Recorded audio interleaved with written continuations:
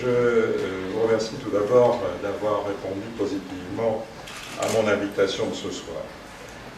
Vous le savez, la question de l'emploi est une priorité nationale, comme l'ont rappelé successivement le Président de la République et le Premier ministre. Le Président de la République rappelant d'ailleurs que cette démarche relevait d'une double logique. La logique entrepreneuriale, symbolisée par les mesures du pacte de responsabilité, et d'autre part, d'une logique que nous allons aussi illustrer ce soir, c'est celle de la solidarité,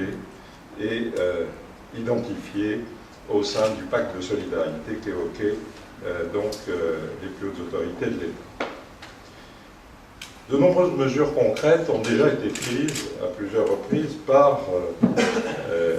les représentants des autorités étatiques, et elles sont destinées à lutter contre le chômage. Il y a eu bien évidemment la création des emplois aidés,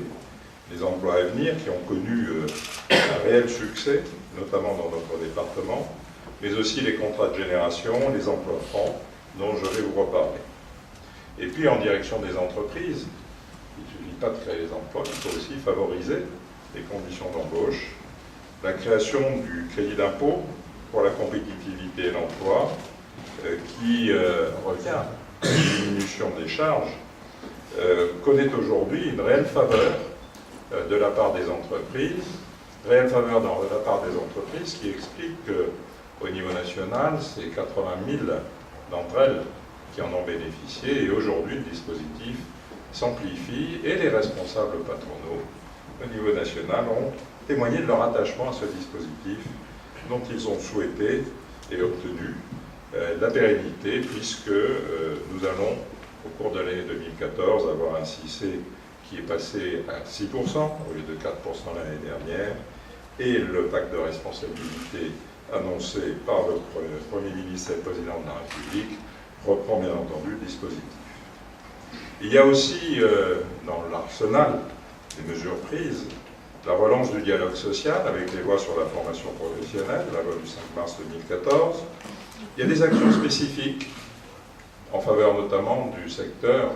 en difficulté, nous le savons bien ici dans le département, du bâtiment et des travaux publics, secteur qui aujourd'hui a des difficultés du fait de la concurrence. Et je dois dire que l'accentuation de la lutte contre cette concurrence déloyale, notamment avec les modifications apportées à la directive sur les travailleurs détachés, sont aussi là un gage d'amélioration de la situation, mais il ne suffira pas. Il ne suffira pas, c'est pour ça que dans son discours de politique générale, le Premier ministre a annoncé des mesures en matière d'aide à l'immobilier, mesures qui portent tout autant sur la simplification administrative, et tout d'abord et principalement sur la simplification administrative, et aussi sur des améliorations des conditions de travail dans cette branche d'activité. Cette énumération, que je ne veux pas exhaustive, mais qui illustre un petit peu le contexte dans lequel nous nous réunissons ce soir, ces orientations sont particulièrement nécessaires dans notre département. En effet, vous le savez, et nul ne l'ignore, la situation de l'emploi dans ce département, même si elle connaît par droit et par, pour certaines catégories, quelques améliorations, reste néanmoins globalement préoccupante, puisque le chômage a augmenté dans notre département de près de 6% sur un an, alors que c'est 4,7% au niveau national. Donc, je ne peux pas effectivement, comme vous, j'imagine, me satisfaire d'une telle situation. Et je dois dire que la mobilisation des uns et des autres en termes de lutte contre le chômage, mais aussi en termes de solidarité, est une donnée particulièrement nécessaire. C'est ainsi que j'ai pu constater que non seulement certaines mesures, comme les emplois d'avenir, répondaient à cette problématique, mais aussi permettaient non seulement de faire en sorte que des jeunes accèdent à l'emploi, mais aussi leur permettaient d'accéder à une formation,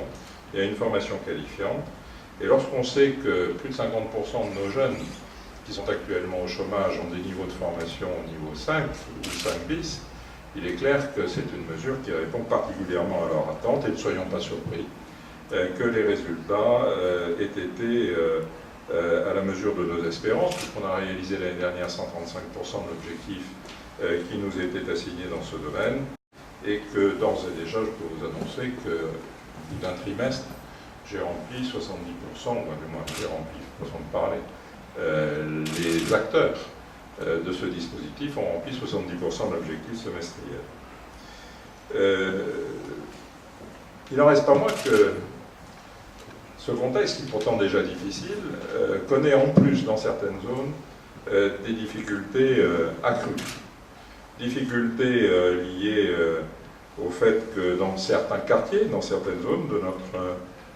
beau département, eh ben, il y a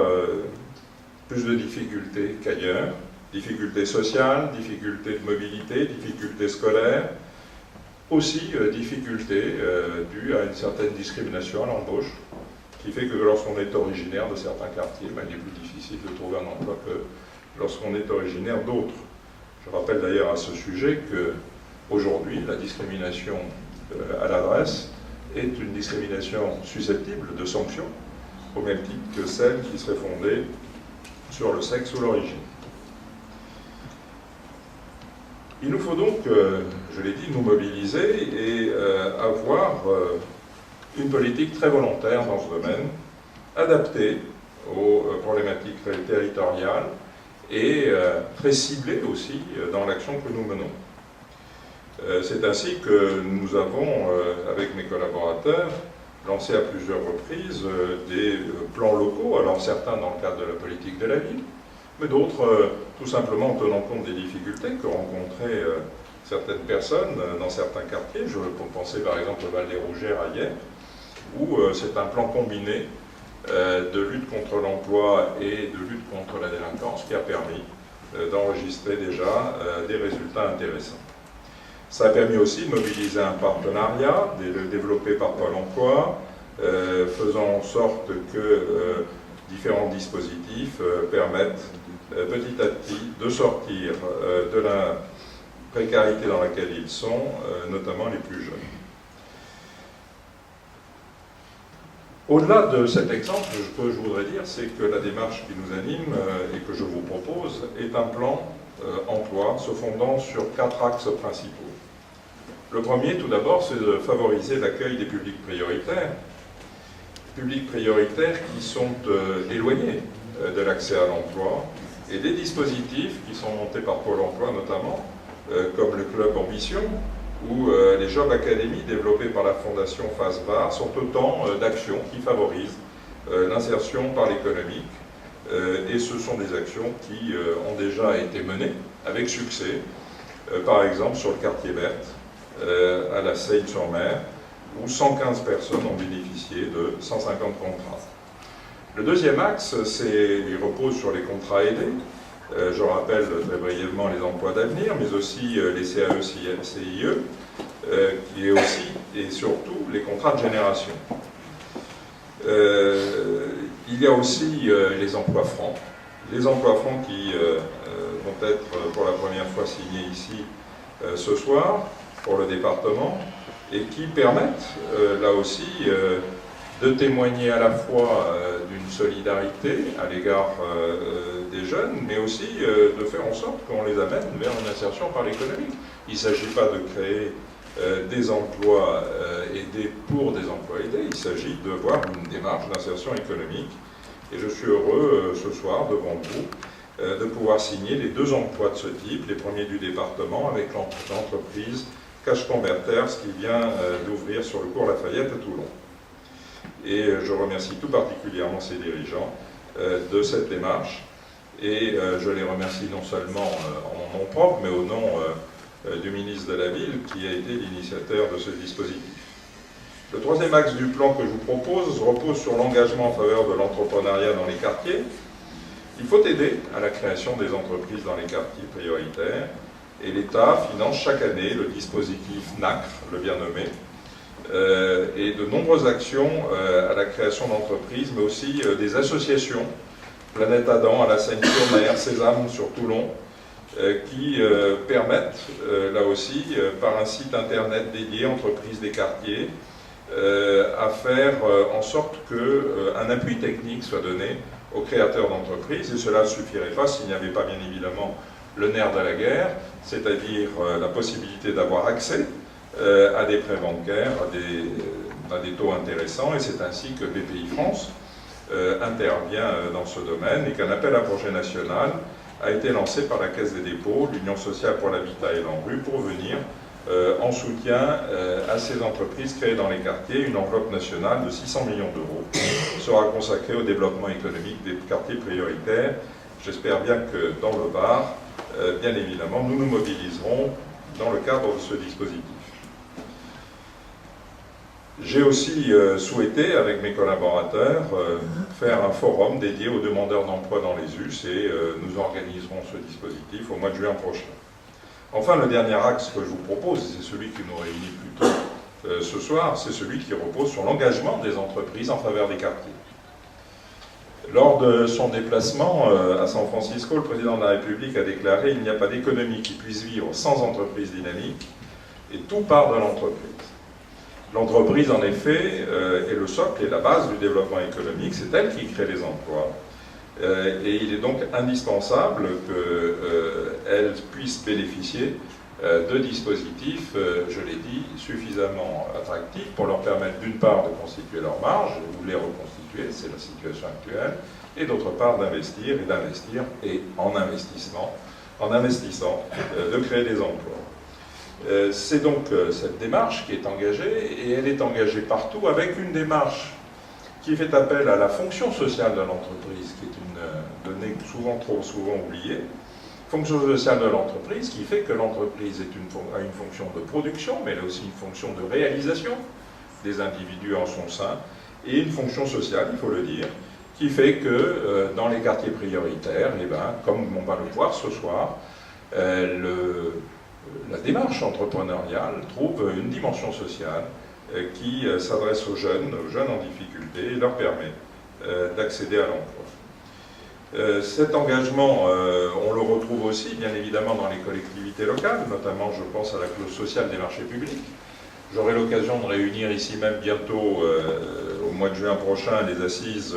de la commande publique, où je réunirai à la fois les élus et les représentants du monde entrepreneurial. Ce sera aussi, là, l'occasion d'évoquer l'impact que veut avoir dans les marchés publics la clause sociale, et dans quelle mesure elle peut contribuer à lutter contre l'éloignement de l'emploi pour les jeunes.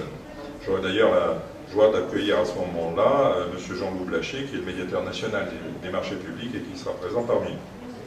Mais je reviens à l'engagement volontaire des entreprises, c'est-à-dire ce que j'appellerais leur responsabilité sociétale. Je voudrais rappeler que le ministre de la Ville a signé une convention cadre en juin 2013, dite Charte des entreprises et quartiers, où celle-ci s'engageait, et certaines grandes entreprises s'engageaient à favoriser l'accès à l'emploi, à soutenir la création d'entreprises et plus largement à agir en faveur du développement économique, social et culturel des quartiers. Et aujourd'hui, ce qui nous réunit, c'est la déclinaison locale de cet événement national, et je vais avoir le plaisir de concrétiser cet engagement partenarial dans le département avec la signature de 20 conventions qui vont placer le département du Var dans les départements les plus impliqués au niveau national et les plus réactifs au déploiement de ce dispositif. Alors je n'ignore pas que cet événement devait être organisé fin janvier, mais vous avez tous retenu qu'hélas,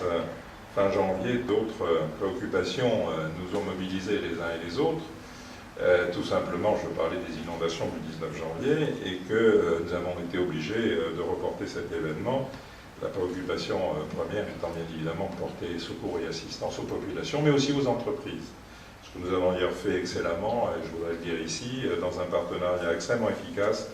avec non seulement les chambres consulaires, mais avec l'Union patronale du Var, qui s'est mobilisée dans les guichets qui ont permis d'accueillir les entreprises aux côtés des services administratifs pour leur venir en aide et d'éviter qu'à la catastrophe naturelle que nous avions vécue s'ajoute une catastrophe économique. Donc nous avons été obligés de décaler cet événement, mais fort heureusement nous arrivons à nous revoir Il y a eu aussi d'autres événements qui ont suivi d'ordre plus politique cela, et il fallait que j'attende donc que nous puissions le faire en dehors de ce qu'on appelle la période de réserve. Il n'en reste pas moins qu'aujourd'hui nous voilà donc réunis, et je voudrais remercier de leur engagement les différentes entreprises qui sont ici à mes côtés, ADECO, le cabinet comptable Adelus, Axia et Otis, Carrefour, Coca-Cola Midi, DCNS, Eiffage Construction Bar, ERDF, Ergos Intérim, GDF Suez, GRDF, La Poste, Manpower, Orange, Randstad, Cercle Lyonnaise des Eaux, Veolia Environnement Méditerranée. Ils sont tous là, à nos côtés, et au-delà de ces entreprises, je voudrais aussi remercier les 3 structures qui ont souhaité également s'engager sous la forme d'une convention en faveur des quartiers prioritaires, l'Union patronale varoise, la CAF du Var et la Régie mixte des transports toulonnais. Je signerai d'ailleurs aussi prochainement une convention avec le président de Toulon-Provence Méditerranée, représenté ce soir par Madame Lévy, et que je remercie de sa présence. Mesdames et messieurs, les représentants de l'ensemble de ces structures, signataires, votre mobilisation en faveur de la jeunesse de nos quartiers contribuera sûrement à donner, à travers cette première expérience que vous leur proposez, à travers cette découverte du monde de l'entreprise, à donner à ces jeunes une considération nouvelle vis-à-vis du monde qui les entoure, une considération nouvelle aussi du monde qui les entoure vis-à-vis d'eux. Je voudrais aussi souligner que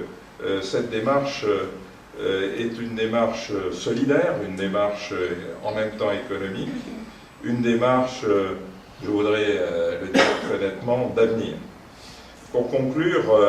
je voudrais vous informer que l'ensemble des conventions que nous signons ensemble ce soir feront l'objet d'un suivi et d'une évaluation périodique que nous assurerons en commun dans le cadre d'un comité de pilotage animé par Boris Bernabeu, le sous-préfet chargé de mission,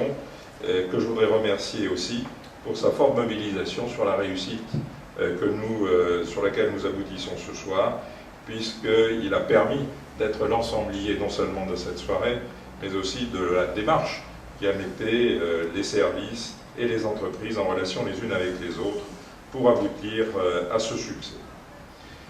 Je voudrais aussi, si vous le voulez bien, et pour terminer, dire une conclusion et former un souhait. L'ensemble de ces contrats, l'ensemble de ces signatures font qu'aujourd'hui nous nous adressons à des quartiers prioritaires. Mais je voudrais que demain, il n'y ait plus de quartier prioritaire. Je voudrais que cette démarche solidaire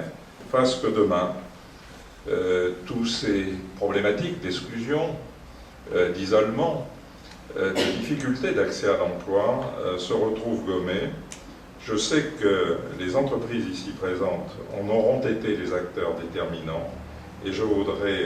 avant de passer aux signatures qui sont donc l'objet de ce soir, les remercier tout particulièrement. Et nous allons maintenant passer, si vous le voulez bien, tout d'abord à la signature avec les 2 jeunes concernés en emploi franc, et ensuite nous passerons aux signatures avec les différentes entreprises. Mesdames, Messieurs, merci de votre attention.